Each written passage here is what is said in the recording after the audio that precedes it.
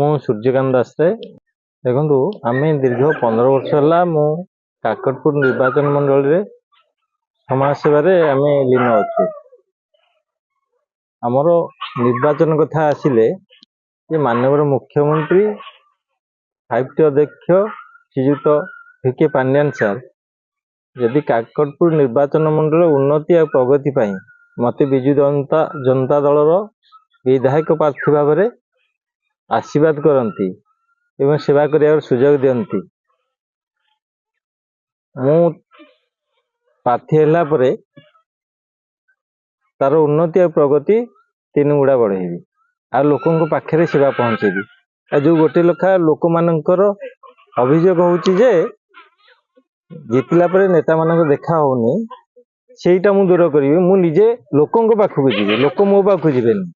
ମୁଁ ଭୁବନେଶ୍ୱର ରହିବିନି, ମୁଁ ସଦାବେଳେ କାକଟପୁର ନିର୍ବାଚନ ମଣ୍ଡଳୀରେ ପ୍ରତି ଘର ଅନୁକୋଣରେ ରହିବି, ପ୍ରତି ଲୋକଙ୍କ ପାଖରେ ପହଞ୍ଚିବି। ଯୋଉ ସମସ୍ୟାଟା ଅଛି ସେ ସବୁ ଦୂର ହବ। ଆଉ ନବୀନ ପଟ୍ଟନାୟକ ଯେତେ ଯୋଜନା ଅଛି ମୁଁ ସେଇଟା ତ୍ୱରାନ୍ୱିତ କରିବି। ଦେଖନ୍ତୁ ଏଇଟା ହଉଛି ବଡ଼ ପ୍ଲାଟଫର୍ମ। ରାଜନୀତିରେ ହେଲେ ଅଧିକ ଆପଣ ସେବା କରିପାରିବେ, ଗୋଟେ ସୁଯୋଗ ମିଳିବ ଆପଣଙ୍କୁ ଭଲ ସେବା କରିବା ପାଇଁ। ଆପଣ ପ୍ରାଇଭେଟ ହୁଅନ୍ତୁ ସରକାରୀ ସ୍ତର ହଉ, ଆପଣ ହାତଟା ବାନ୍ଧି ହେଲା ଆପଣ ସେବା କରିପାରିବେନି, କିନ୍ତୁ ରାଜନୀତିରେ ପଶିଲା ମାନେ ଅଧିକ ଆପଣ ସେବା କରିବାକୁ ସୁଯୋଗ ମିଳିବ। ତେଣୁ ମୋର ଇଚ୍ଛା ରାଜନୀତି କରିବା ପାଇଁ।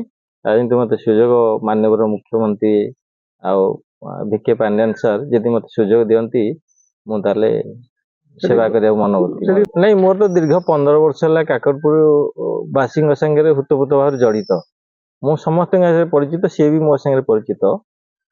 ଯେହେତୁ ମୋର ଏବେ ରାଜନୀତି କରିବାକୁ ଆଗ୍ରହ ଅଛି, ତେଣୁ ମୁଁ ଆଗରୁ ସମାଜ ସେବା ଥିଲି, ଏବେ ଆଉ ଟିକେ ଅଧିକ ତ୍ୱରାନ୍ୱିତ କରି ରାଜନୀତି ପାଇଁ ଆଗ୍ରହ ଅଛି। ଅନେକ ଗୁଡ଼ିଏ ଅଛି, କିଛି ଗୋଟେ ହେଇଛି, ଆଉ କିଛି ବାକି ଅଛି। ତା ଯାହା ବାକି ଅଛି ଆମେ କରିବୁ। ଆଉ ମାନ୍ୟବର ମୁଖ୍ୟମନ୍ତ୍ରୀ ତ ଅନେକ ଗୁଡ଼ିଏ ଯୋଜନା ଅଛି, ସେ ଯୋଜନାଟା ଯଦି ଠିକ୍ ସେ ତ୍ୱରାନ୍ୱିତ କରାଯିବ କାକଟପୁର ଆସି ଆନନ୍ଦରେ ରହିପାରିବେ। କିନ୍ତୁ ଯୋଜନାଟା ଠିକ୍ ସେ ୟୁଟିଲାଇଜ କରାଯାଉଛି, ତଥାପି ଆଉ କିଛି ବାକି ରହିଯାଇଛି, ଯାହା ଅସନ୍ତୋଷ ଆଜି ହେଉଛି।